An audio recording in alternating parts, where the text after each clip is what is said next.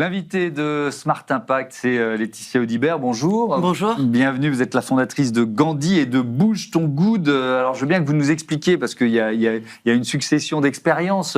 Déjà, comment vous avez créé Gandhi? Pourquoi?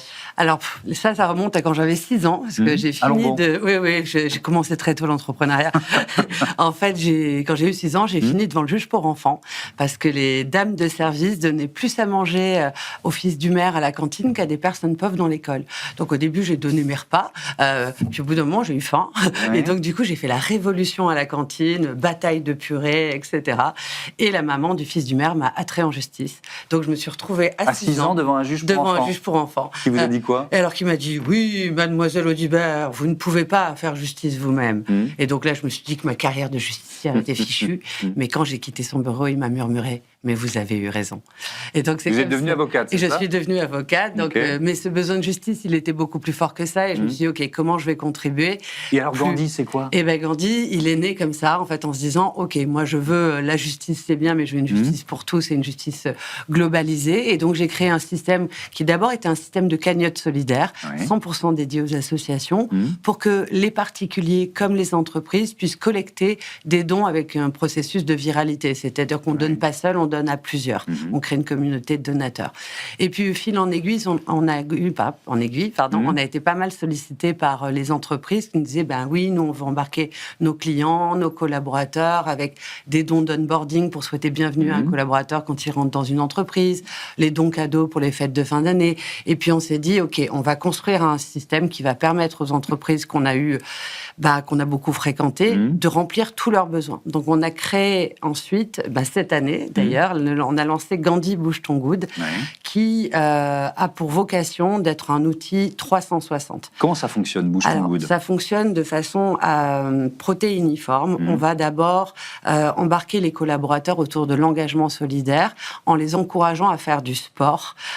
Donc, on couvre plus de 50 activités physiques. Donc, chaque fois qu'ils vont bouger, que ce soit la marche, le yoga, le vélo, eh bien, leur activité physique va se transformer en good karma, qui deviennent des dons pour des associations financées par l'entreprise.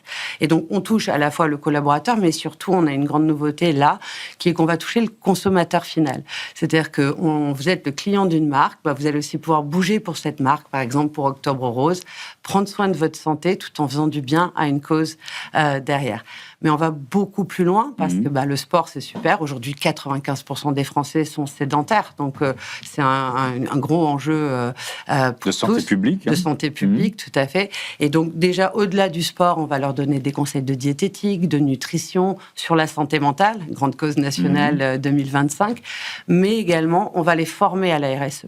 Pourquoi? Parce qu'aujourd'hui, je pense que les entreprises ont toutes compris que la RSE est un impératif, qu'elles ne peuvent plus en faire l'économie. Mais pour le collaborateur, c'est quelque chose d'assez lointain, d'un petit peu nébuleux. Au mieux, il pense que c'est l'empreinte carbone. Et donc, par le biais de la gamification, on va leur donner la possibilité de se former. Comment ça marche alors? Ça marche... La gamification, donc c'est quoi? Alors, je voudrais juste, parce que là, vous avez un peu tout déroulé. Si je reprends le sport, par exemple, donc moi, je travaille dans une entreprise qui a décidé de s'associer, d'être partenaire de Bouge ton Good. Je vais rentrer dans une appli, le nombre d'heures de sport que j'ai fait dans la semaine, c'est ça? C'est ça. En fait, c'est une appli qui va être complètement aux couleurs de l'entreprise et qui va vous permettre de récupérer les calories. Donc, plus on brûle de calories, plus on fait grossir une asso. Et donc, l'idée, c'est que... Alors, c'est quand même cadré parce que on veut pas que les gens trichent. On a eu des gens qui ont mis leur montre connectée autour du collier de leur chien pour gagner absolument, parce que bien sûr, dans la gamification, ça devient une compétition entre les équipes, entre collègues. Et donc, on peut gagner 50 good karma par jour, qui équivalent à 500 calories, ce qui est déjà pas mal. Et donc, techniquement, on est connecté aux applications de santé de Google, d'Android et de Apple. Mais ensuite, ça devient un don à des associations. Exactement. C'est ça? En fait, l'entreprise arrive, on va déjà l'aider à choisir l'association qui va correspondre à ses valeurs, à son métier, à son ancrage territorial, pour que ça fasse sens. Nous avons une sélection de 110 associations que nous avons vérifiées pour leur probité. Donc, on sait où va l'argent, à quoi il sert, et nous avons même créé avec SGS un label, le SGS étant le leader mondial de la certification, qui va valoriser la probité des assos. Et déjà, dans un premier temps, on implique déjà les clients ou les collaborateurs, parce qu'en général, on choisit 4-5 assos, et ce sont les collaborateurs ou les clients qui votent pour l'association pour lesquelles ils veulent bouger. D'accord, on choisit la cause pour laquelle on fait du sport. L'implication, elle est nativement. Et ensuite, l'entreprise me dit, voilà, moi, mon budget de dons, c'est X, et j'ai tant de collaborateurs ou de clients visés. Et donc, on calcule la valeur du Good Karma en fonction de ça, et c'est financé. Donc, c'est en gros, fais du sport, fais un don, fais payer ton patron. Et lui, il défiscalise, parce que bien sûr, le don est défiscalisé. Ah, donc les clients sont aussi concernés? Absolument, absolument.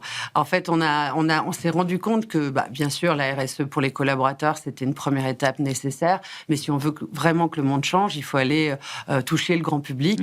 Et donc, d'ailleurs, récemment, on a fait une très belle opération avec, je ne sais pas si je crois pas que je peux citer de marque, d'accord, avec Perle du Nord, par exemple, qui, pour Octobre Rose, a embarqué ses consommateurs à faire ce challenge, et donc au profit de la lutte contre le cancer du sein. Et donc, on a fait des quiz de sensibilisation. Les consommateurs ont pu relever des défis de photos, ont lu des articles sur la thématique d'Octobre Rose. Et donc, on les a accompagnés pendant 1 mois. Les gens ont bougé, ils ont été hyper contents. Et l'idée, c'est que derrière, on se rappelle beaucoup plus de la marque, parce que le sujet, c'est que 77% des Français veulent que les marques s'engagent, sauf qu'ils sont incapables de citer une action RSE d'une marque.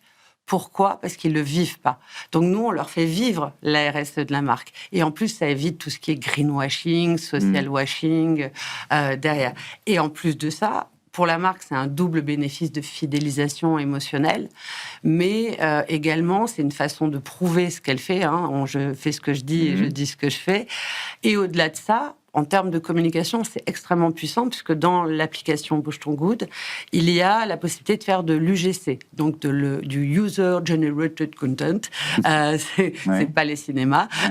Et donc, c'est le consommateur lui-même qui va partager sur les réseaux sociaux, fier de marcher. Qui devient un ambassadeur. Qui devient un ambassadeur. Voilà, on les fait passer de spectateurs passifs à ambassadeurs actifs qui va communiquer pour la marque. Donc ça, c'est pour les clients et les consommateurs. Si on revient aux salariés qui participent comme ça au soutien d'une cause grâce à Bouge ton Good, quel retour vous avez justement des collaborateurs, de ce que ça représente au sein des entreprises? Ces défis, on disait tout à l'heure, parfois ils se tirent la bourre entre eux, il y a un petit côté compète, quoi. C'est ça, alors, il y a la compète et il y a surtout, alors beaucoup d'entreprises avec lesquelles on travaille, ils font le point Bouge ton Good tous les lundis matins, de qu'est-ce que tu as appris.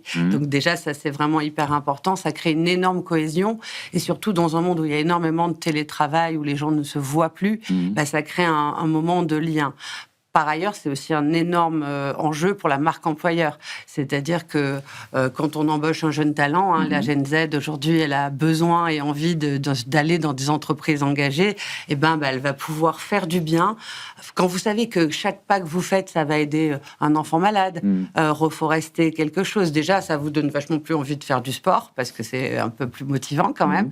Et en plus, vous avez cette compétition avec les collègues, l'équipe, du coup, comme on peut s'affronter en équipe, on se pousse entre nous, donc c'est assez sympa. Ouais. Alors vous parliez de la génération étudiante. Votre activité, c'est Student for Impact, qui s'attaque à la précarité étudiante. On va regarder quelques chiffres sur ce Linky, étude auprès de 20 000 étudiants. 78% d'entre eux qui vivent avec moins de 100 € par mois après avoir payé leur loyer, 62% qui sautent régulièrement des repas, 25% qui envisagent d'arrêter leurs études, et puis certains qui ont dû redoubler à cause d'un job étudiants qui leur prenaient trop de temps, 12%. C'est quoi Student for Impact? Qu'est-ce que vous proposez? Alors, c'est notre nouveau programme qui sort début décembre. En fait, on a vu ce sujet. La précarité étudiante, c'est un sujet qui nous concerne tous. Et en face, on a des associations qui ont besoin de dons. Donc, on s'est dit comment, avec ces données, on arrive à créer un programme qui va encourager les étudiants à collecter pour des associations via nos cagnottes Gandhi, mais avec un programme spécifique, non seulement seulement on va les aider, on va leur proposer de collecter des dons, ils vont être formés via Discord, parce que c'est une plateforme qui aime beaucoup les jeunes, etc., avec aussi de la gamification, et ils vont pouvoir toucher 30% de ce qu'ils vont collecter. Du coup, payer leurs études, avoir une ligne sur leur CV qui, au lieu d'aller bosser dans un fast-food et avoir des horaires compliqués, là, ils peuvent s'organiser sur leur temps de travail. La ligne sur le CV, elle sera de Fundraiser. Elle va également une expérience humanitaire enrichissante et en plus, elle va avoir un certificat Gandhi qui va attester de sa formation. En face, les associations, elles vont avoir une armée d'influenceurs qui vont pouvoir collecter via les réseaux sociaux, via Twitch, via leur cercle proche et multiplier la collecte. Et donc, c'est un triple bénéfice. Les étudiants, les assos et la société qui, du coup, luttent contre la précarité, permet à ces jeunes de sortir de ça, de moins redoubler, de s'organiser comme ils veulent sur leur temps de travail. C'est important ce que vous dites, parce qu'effectivement, ces 12% qui ont dû redoubler à cause du job étudiant, il faut pas que ça vienne au détriment de leurs études. Exactement. Donc là, ils sont libres. En fait, plus ils collectent, plus ils touchent. Là, on ne peut pas faire plus... Donc, ils s'organisent. Mais ça peut les inciter à y passer beaucoup de temps. Donc, il y a un petit risque quand même. C'est effectivement le risque. Après, le fundraising, ça reste un petit peu difficile. Et puis après, c'est peut-être une vocation qu'ils se trouvent et un métier qu'ils vont pouvoir exercer.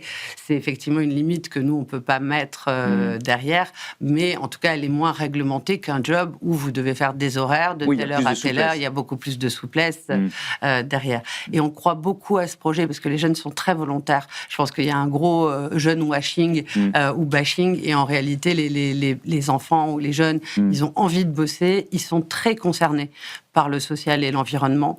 Et je pense que c'est pour eux une occasion de faire du bien tout en étant moins précaires et stabilisés dans leurs études. Merci beaucoup Laetitia Audibert. Bon vent à Bouge ton Good. Voilà, on passe au zoom de ce Smart Impact, l'accessibilité des villes en question.